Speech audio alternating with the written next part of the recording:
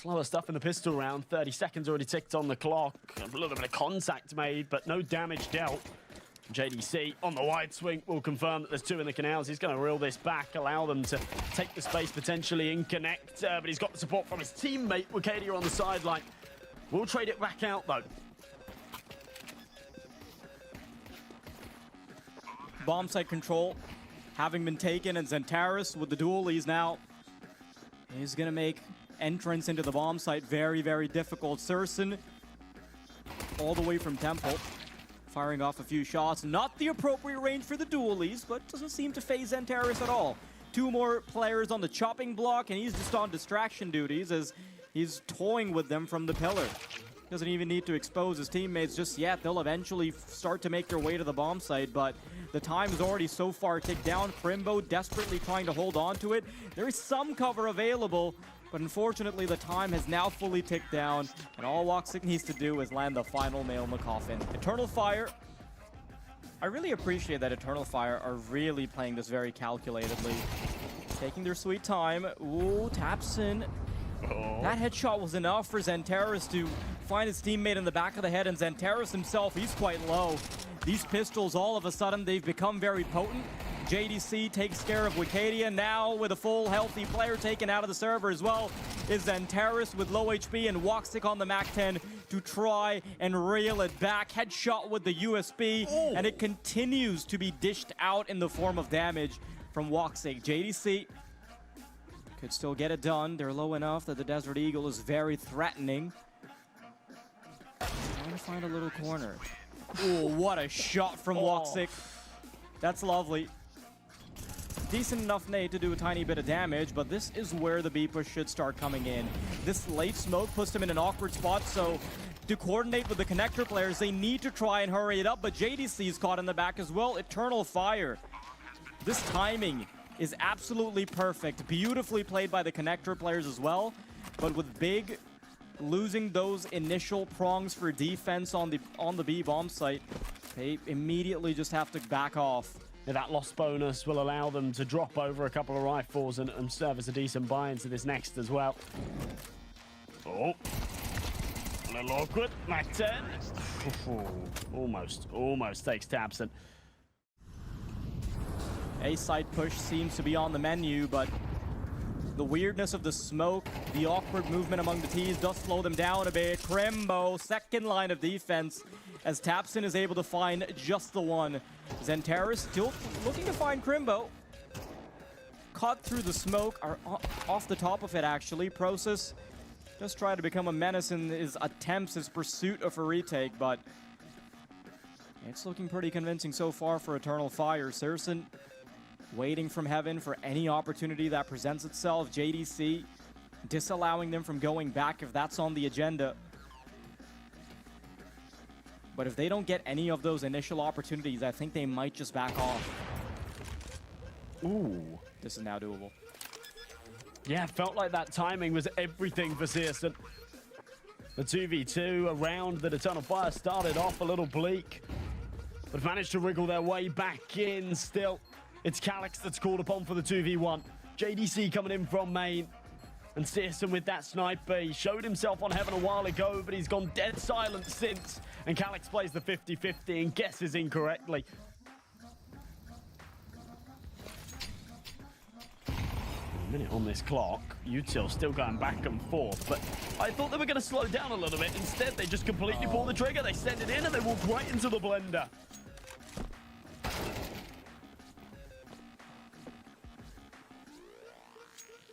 Yeah, if you walk into just a fully locked and loaded area like that, not many other results you can expect. It is a two-pronged approach though. One from connector, one from main. All the firepower coming in from one angle though, Josh. High skyboxes here on the B-bomb site means that Util can be menacing, but they don't have a lot of it. They've already deployed those flashes. Now they've got to go in dry. Xantares, Calyx, YaLLa, all in unison. Triple it up. The bomb site topples. Kind of look like he might be giving off the sound, but doesn't matter either way. Eternal Fire, they've done exactly what they needed to do. Tabson sticks around long enough so that he can cause some damage and fade away with the AWP. So that's a nice little touch, but nothing really to write home about. Eternal Fire. Maintaining this main control, that does actually seem to be the game plan here, but tabseN and CS2 still ready. This duo has been able to stop them before. XANTARES, though, crisp on the first. CS2 fade away after the shot. And he's actually going for the re-aggression straight through the Molotov. Doesn't anticipate XANTARES being as aggressive as he actually is. YaLLa once again forward into CT. Process on for the 1 versus 2. One of them's low, but the op is ready. XANTARES happy to dish out the final blow. Well, as I say, just taking your foot off the gas pedal a little bit there. Eternal Fire after that initial aggression, then going back in for it. Seemed to work really nicely for them. Process just sends it through middle, down the window, into the canals. He takes the first. He's got a lot of leg room here as well, and holding for more. Only good for 2, but no way. That could be enough. Oh my God, how's he found JDC? The problem is that the audio cue being given up by the second player instantly signaled to XANTARES that he had to flick over after he got the first kill. And this re-aggression, ooh, nearly caught by Wicadia. He had to cross there on the right position, right timing. Great little duo setup, though, from CS2. And XANTARES still trying to be a menace with the off, but I just love the re-aggression there from Big. A couple of Galils doesn't hurt them at all. They can still do what's needed with them, but you know, it was 2 Galils, 3 rifles last time. Now it's 4.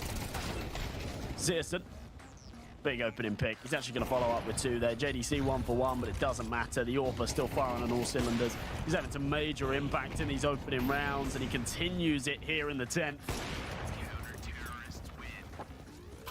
Beautiful work, a 4K. The T side of Anubis, very merciless. If you're the one dishing out the damage. Oh, Wicadia actually earnestly going for an individual play. I mean, I like the effort, even if it is punished. Major is the only one that finds success here on the T side. XANTARES, I think he has a decent idea that tabseN is actually around the corner. He's being very wary of it, but his head's quickly found. And that means it's a 2-on-3. First, Major needs to worry about the player that just... Major isn't too healthy himself. He has got support, JDC. Towards camera, tabseN just tucked in this corner. If he doesn't get cleared, despite his low HP, he should still be good for the first. No, it's Major to take it his way. Oh. 2 massive kills. No guarantee just yet, though. CS2 and Crimbo certainly capable of pulling it back. Both of them popping in from mid-connector. YaLLa will be the first person they have to meet. A fair bit of time already having elapsed. YaLLa, he's got a very nasty angle that's quite hard to clear. Crimbo, no, doesn't see the barrel and should be able to end it right there, but Crimbo trying to be problematic. If the nade was maybe a bit better positioned, Major would have fallen. So far, they've not seen anything. Yeah, the problem is Crimbo can immediately shut it all down, but Wicadia has other plans. A shot to the forehead immediately. XANTARES is shooting at the doorway. Quick work, 3 kills. tabseN falls.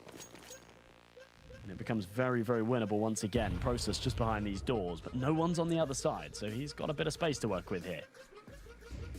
Yeah, I think he's just looking for the pixel through the very tiny little angle that you can find. CS2 teams up with JDC to deny any aggression from B-Lane, wow. but YaLLa actually reels it back in.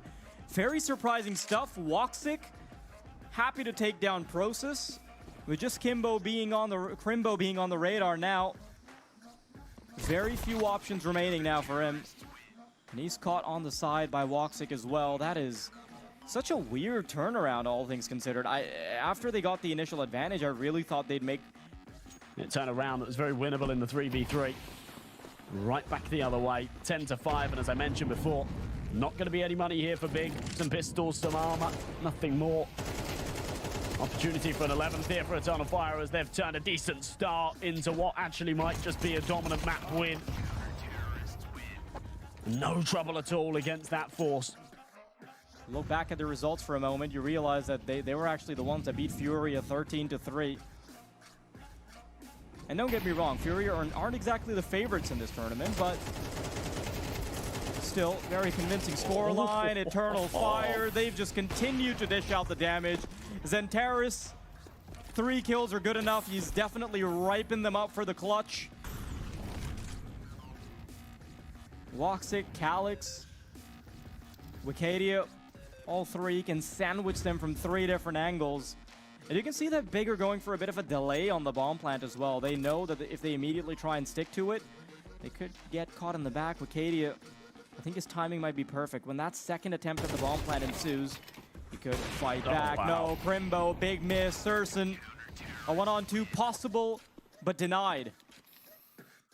Yeah, maybe You know, I even that. really respect the fact that knowing how little of a chance they have, they're still giving it their full effort, fighting for their honor.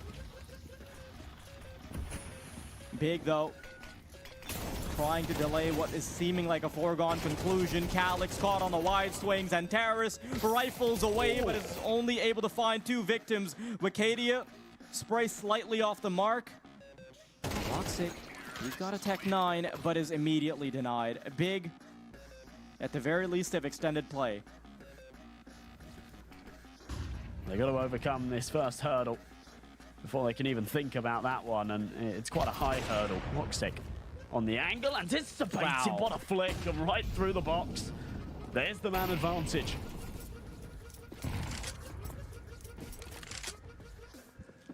All he needs is a tiny warning. Can't really find a freebie just yet. Maybe a little bit of info found by Eternal Fire on the outside of main. But Process's advanced position is probably the only thing that they can negotiate with right now, Josh.